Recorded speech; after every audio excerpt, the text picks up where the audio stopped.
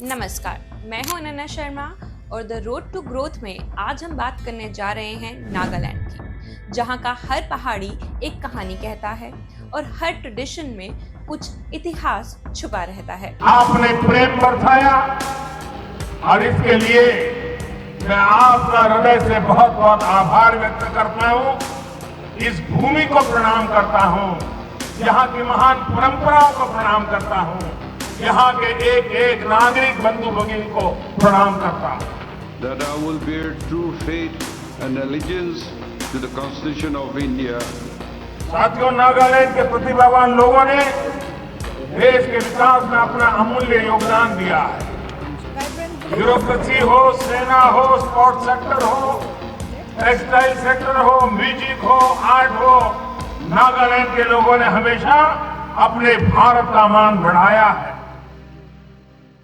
नागालैंड सिर्फ इंडिया में नहीं बल्कि पूरे देश में अपनी रिच बायोडाइवर्सिटी और कल्चरल आइडेंटिटी की वजह से जाना जाता है और अब नागालैंड तैयार है अपने नए दौर में कदम रखने के लिए एक एम्पावर्ड सेल्फ रिलायंट स्टेट बनने में। सीएम नेफ्यू रियो की लीडरशिप में नागालैंड ने कुछ ऐसी स्कीम्स लॉन्च की हैं जिससे नागालैंड की डेवलपमेंट में बहुत अच्छा खासा फर्क आया है। मेजर इनिशिएटिव्स में से पहला है chief minister health insurance scheme, जिसमें सभी सिटीजन्स को कवर मिला है हेल्थ इंश्योरेंस का। स्टेट कैपिटल इंप्रूवमेंट प्रोग्राम, जिसमें कोहिमा और दीमापुर में इंफ्रास्ट्रक्चर प्लान्स बनाए जा रहे हैं। स्कूल एजुकेशन ट्रांसफॉर्मेशन, जिसमें डिजिटल क्लासेस और ई लर्निंग्स प्रोवाइड की जा रही हैं। एग्रीकल्चर और हॉर्टिकल्चर मिशन में फार्मर्स को फाइनेंशियल एड दी जा रही है। स्किल्ड यूथ प्रोग्राम के जरिए यूथ को सेल्फ रिलायंट और सेल्फ एम्पावर्ड बनाया जा रहा है। पहाड़ों में बसा हुआ नागालैंड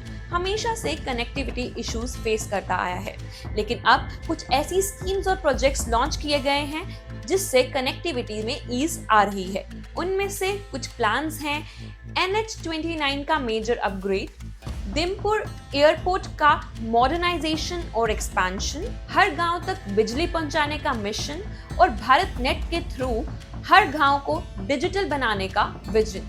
छोटे कदम लेकिन स्ट्रॉन्ग डायरेक्शन से नागालैंड आज एंटरप्रेन्योरशिप का एक हब बनता जा रहा है। छोटे छोटे हैंडीक्राफ्ट और हैंडलूम इंडस्ट्री को भी बूस्ट मिल रहा है। लोकल इन्वेस्टर्स को फंडिंग मिल रही है और इको फ्रेंडली गुड्स का एक्सपोर्ट भी किया जा रहा है। नागालैंड, जिसे पहले लैंड ऑफ फेस्टिवल कहा जाता था, आज वो देश में अपने टूरिज्म के लिए भी पहचाना जा रहा है। हॉर्नबिल फेस्टिवल कल्चरल और ट्रेडिशन सेलिब्रेशन का एक ग्रैंड फेस्टिवल। इको टूरिज्म, डुजोको कोहमा जैसे ग्रीन विलेजेस में टूरिस्ट अट्रैक्ट हो रहे हैं। ट्रैकिंग, कैंपेन और बर्ड वॉचिंग जैसी एक्टिविटीज कर रहे हैं। एक cultural hub for the preservation and promotion भी बनाया गया है। नेचर के साथ साथ नागालैंड एनवायरनमेंट कंजर्वेशन पे भी पूरा ध्यान दे रहा है।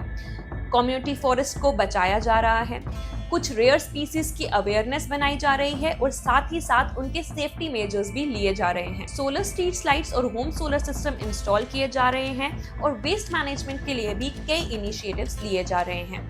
सब चैलेंजेस को अपॉर्चुनिटीज में बदलने का संकल्प यही है नागालैंड का 2030 का विजन। आने वाले कुछ सालों में नागालैंड की पिक्चर और भी क्लियर होगी। 100% डिजिटल गवर्नेंस होगी, ग्रीन एनर्जी हब बनाए जाएंगे, ग्लोबल टूरिज्म को प्रमोट किया जाएगा और हेरिटेज कंजर्वेशन बनाई जाएगी। नागालैंड अब सिर्फ कल्चर और डाइवर्सिटी का सिंबल नहीं है, बल्कि नई सोच, नई पहचान और सेल्फ रिलायंस का एक सिंबल बन गया है। ऐसी और राज्यों की महत्वपूर्ण जानकारी के लिए देखते रहिए C2C, कमिटेड टू कॉमनर।